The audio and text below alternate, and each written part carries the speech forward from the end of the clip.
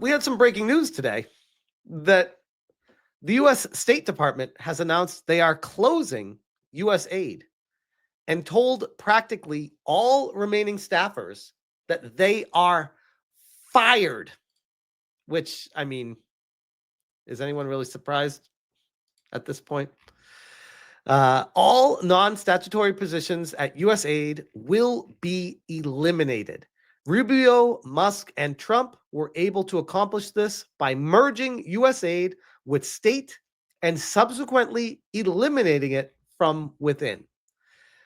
So this is, as they say here, which I agree with, a genius move, an absolutely genius move. And it's one of those, they can't do anything about it because they did it the legal way. So USAID is no more. And I have a picture to prove it. And this is a real picture of a USAID office. And that's the door, the entryway. Please get your mind out of the gutter, guys. That is just a door handle with a lock on it. Why? What did you think it was? And now we have the other side, which is, of course, PBS News, who says, look at this picture they used. Today, USAID, ... What's next? I don't know. Hopefully Rosie O'Donnell. I mean, what kind of sign is that? What's next? USAID saves lives? How?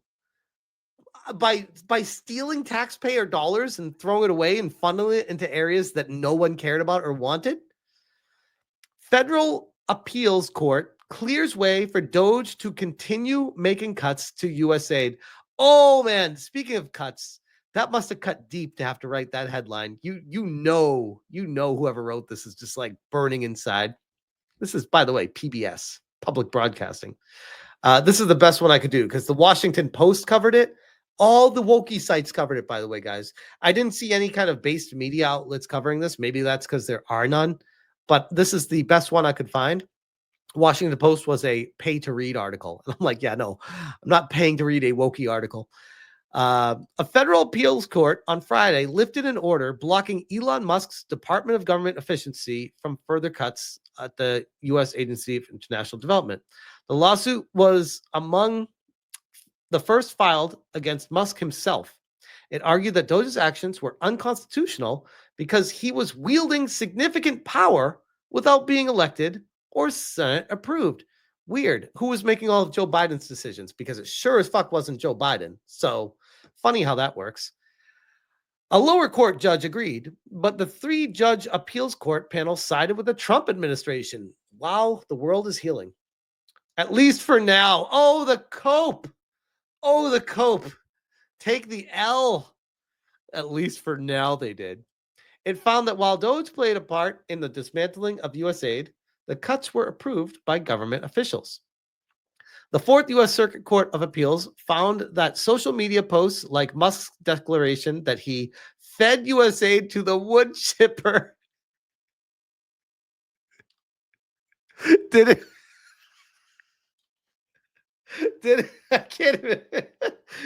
legally prove that he was making. Could you imagine being in a court and everyone being like really serious and they're reading these tweets out? This is like my lawsuit with Alyssa when they start reading her tweets out in the court.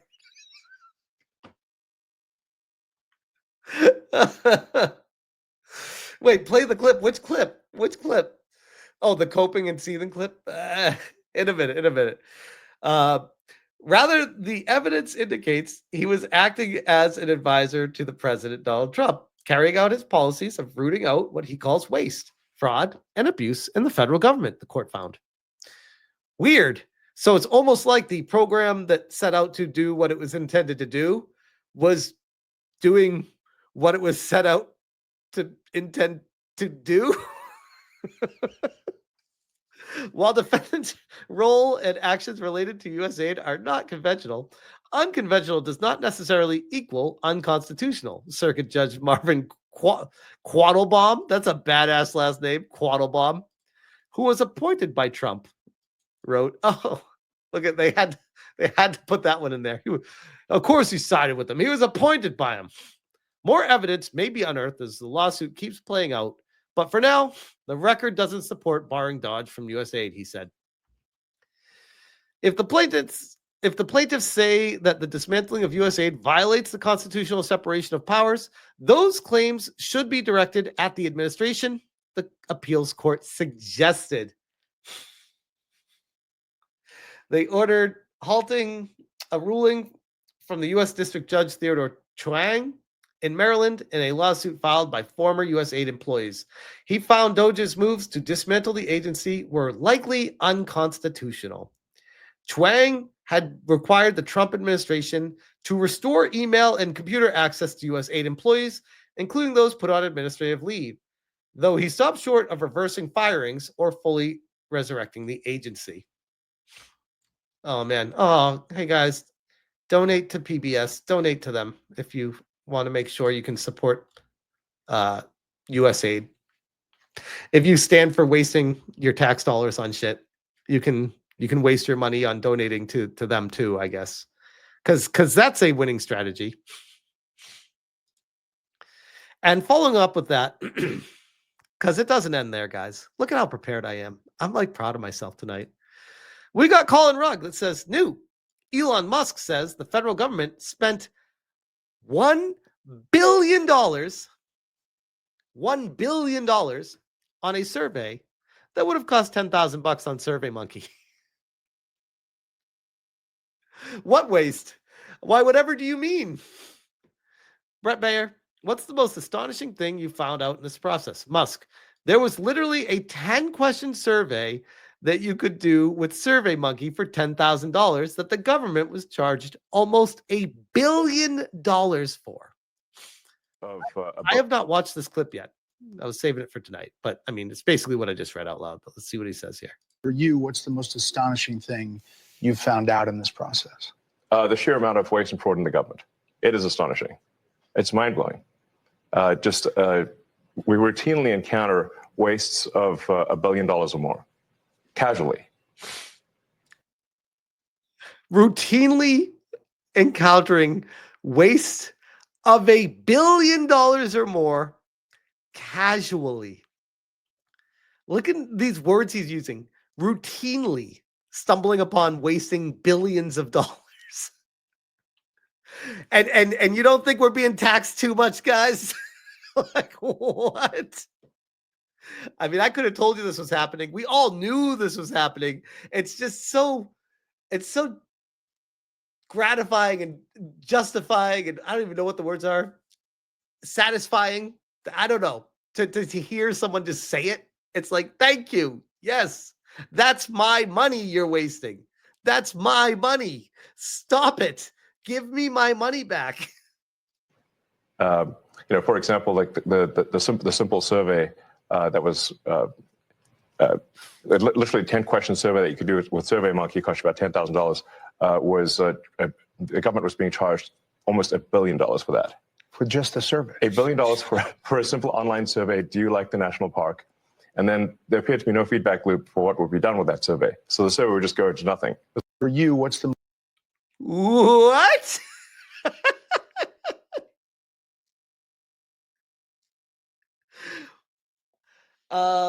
Laundering? Anyone? Hey, you got a buddy in the system? You wanna give some cash under the table? Hey, I'll hire your survey company for this survey about national parks, and if people care about them, what are you gonna do with that information? I don't know. I really haven't thought that far ahead.